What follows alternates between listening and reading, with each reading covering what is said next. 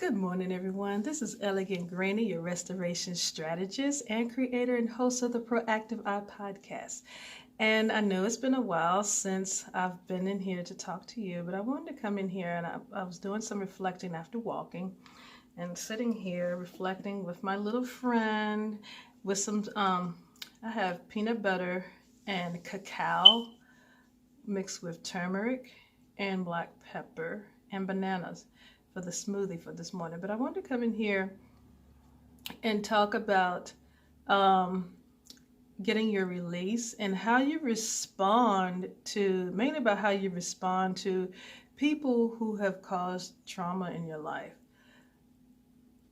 Okay, so there's the saying that hurt people hurt people. Basically, that's true. Some people, that's just their nature. And I've had so many questions about, my experience with intimate partner violence. And there's a lot of question behind my response for how I actually forgave my husband, or my ex-husband rather. And the reason why I was able to do that successfully as I have been able to do it is because I started my healing journey before I got away from him. There was so much trauma and pain there, and I had to figure out first how I was going to get out safely. And at the same time, I wanted to bring him to a place physically in his life where he can begin his healing process, because the way he was going at it wasn't working. So I decided to bring him back home to where we started our life and get him to a place because he needed to be around family and his friends to give him the support that he needed. That was the first thing. And it also gave me a ground to where I could begin my healing journey from my experiences with him. So it was healing for both of us. It was a way of saying our goodbye and also for healing for the both of us because it was much needed. The next thing is I also realized, because this was something that was embedded in me as a child, and I'm very grateful to my family that has raised me like this. It's so important to think about your response mechanism and how you respond to different things that people say and do to you. Because there's still the universal law, or whatever law you want to call it, of reaping what you sow, is the way it's talked about in the Bible. But it's also what goes around comes around. I call it Sister Karma's coming. And you want to be mindful just as much as your response to what has happened to you as you do of what others do and say to you. And also the evil and the things that you do and say to somebody else. Because everything you say, every thought that you have, it comes back. When that karmic wave comes back, it's going to crash and it's going to hit you. And even how you responded to what happened or what has happened, you're going to reap the benefits from that. So I had to keep that in mind also. I had to put myself in a space of peace, even though he wasn't in a place where he could be that way himself. And so one of us had to do it. I recognized that it needed to be done, so I did it. And it was hard. It was extremely hard, but I was able to do it because I was determined that that was what was going to happen. I needed to get myself back to that space of peace. That's the reason why I was able to stay with him long enough to get us back to our roots so that we both can be grounded and separate and get the healing that we needed. And so we can move on from there. I go my way, he go his way. And we both be at peace and be happy about it. And not be in strife and have animosity towards one another, because it is my desire that he experiences peace, especially inner peace and healing, which is a continuous process. A lot of people think you can just go to a few sessions of mental health, or because you're high functioning, that you're good. But in a lot of cases, you may appear good, but for the most part, you're not, especially if you haven't dealt with what was going on and happening to you.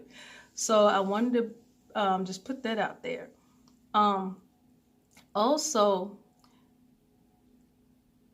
I realized that had I not been at peace, when it's time for me to reap the benefits of what I have sown through that, yes, I could have been human and responded in anger and animosity and all of that, but that's too much wasted energy. And I don't want to use my energy that way.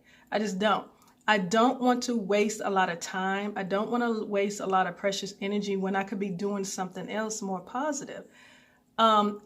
You never realize how your response, especially when it comes from a place of peace, it can be an addition or a subtraction, a multiplier or divider for that other person's healing and for their space and experiencing inner peace for themselves, so they can continue on with their healing journey. I had to think about that also. That's something that I desire for you to think about. It's not easy coming from a place of peace when you're also dealing with it from a place of pain. And I understand that. I get it. And so I'm going to be working with you a lot more with that. So I just got through exercise, and that's why I'm sitting here reflecting on a lot of things, and I'm answering questions at the same time. But I'm going to get ready to go get some work done. Oh, one more thing. Hold on. I got to show you something. Okay, back, and I decided to go ahead and get my bath in while I was up there. So I wanted to reiterate how important it is to be mindful of your responses when you're dealing with pain and trauma, because it's just as important for you to realize that the karmic wave, as I call it, or what you reap, you reap what you have sown, comes back to you, as well as the respondent, as well as the person who has done or said something to you. Because ultimately, what you put in, just like you do in a bank, is the only thing you're going to be able to draw back from. So if you sowed in a lot of anger, regardless of what was done, and you could justify it all you can with, well, this is what was done to me, and that was hurtful, and it caused me this, and I lost a lot. You know what? We all do. But at the same time, that law of what you put in is going to come back to you still exists. It's not going to go anywhere. That's just the way it is. So it's important to be mindful of that. And that's the reason why I stress it so much, because it's so important. And the only way to deal with that is, first, you have to work on you first. There's no point in, I don't care how wrong that other person is, there's no point in pointing fingers and pointing out all of their wrong deeds and all of their wrong words and everything that they have done and said, if you're still not coming from a place of peace. Because if someone does not come from a place of peace, no healing is going to begin at all. It just isn't. It's just going to continue, and everybody keeps justifying, why I said this because of this, and I justify this because of that. It doesn't help. It doesn't serve either one of you. So I went back upstairs to originally get my books. And before I go into that, I want to say also, I go further into what I was just talking to you about on my podcast. You can find the podcast in my link tree in the bio. I think it's the third or fourth link. So if you haven't been listening, I go into more detail about my life and about my experiences and how I've had these epiphanies that come from it, and how I actually needed to change me more than to worry about what my husband was doing and what he needed to do. It allowed me to see how strong I really was, whether I was victim, survivor, or whatever. It doesn't matter. If I had to put the focus back on me first. That's the first thing. Put the focus on you, not the other person. Put the focus on you. That's how you are able to build a foundation and fortify yourself for healing to begin, because I had to do that for myself. And that's when I talk to other people, they realize that's what they need to do for themselves also. So if you want to find out more detail on everything, as I talk about different topics on the podcast, I will also disclose some things, not to tear him down. I will never do that because I'm going to reap the benefits for that. It's always just for information to show you how you were able to get from point A to point B, because a lot of times we want to go from point A to XYZ, and we have B to all the way to V to get to first before we get to XYZ. So that's the only reason why I do that, because I will always wish him well. I will always wish him great peace and strength and blessings. And I want abundance for him and his family. If he gets involved with another relationship, I want that relationship to be at peace, full abundance of peace and joy, because he deserves that. The other person that he's going to be with deserves that. Everybody in his surroundings, in his circle, deserves that from him, and he deserves it from them as well. And so do I. So back to the books. I have revised. I didn't bring the other version down, but I have revised my poetry book. Some of you already have the poetry book, and I put it in a new cover. That's the front and back. And it's the 30 days of poetic self-affirmations, and I have the book on it. And the reason why I have that on it, because I also created Disregard This Band. That's just for me, because this is the author's proof. I created a workbook.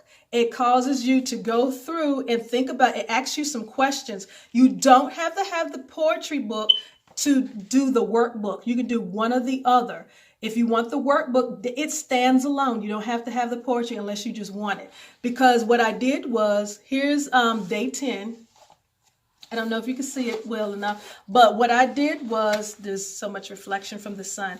So what I did was, I took the each poem and I pulled out strategically an excerpt from it. Then I gave you a prompt. From the prompt, there's some questions for you to ask yourself and to be honest with yourself, because this is pretty much a journal. That I call it a workbook, because you actually have to do a lot of critical thinking about you, about your thoughts, and be honest with yourself, because this is the only way you're going to end up with healing for yourself. So thank you for your time. I love you guys. I promise I'm coming back to talk to you more. So you can get this on the link. It's live on Amazon now. Talk to you guys later. Peace and blessings. Bye.